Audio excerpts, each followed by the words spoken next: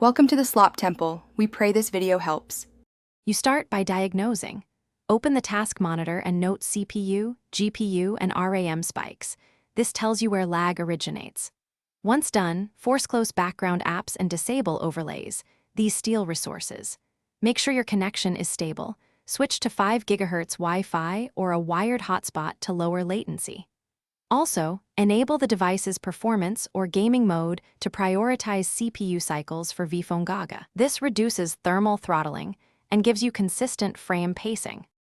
You now adjust the game, lower texture quality, disable shadows and motion blur, and cap FPS to 30 or 60 to prevent spikes. While doing that, update the game and your GPU drivers because patches often fix performance bugs.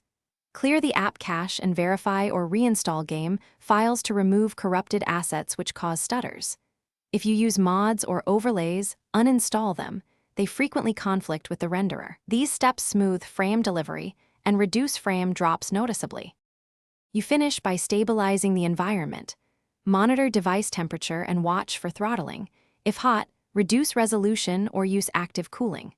Once done, test Vphonegaga on a different network or device to determine whether the issue is local or server-side.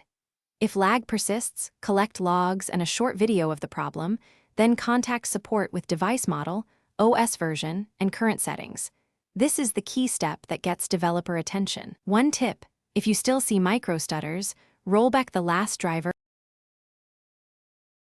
Thanks for watching. Consider subscribing if we helped you.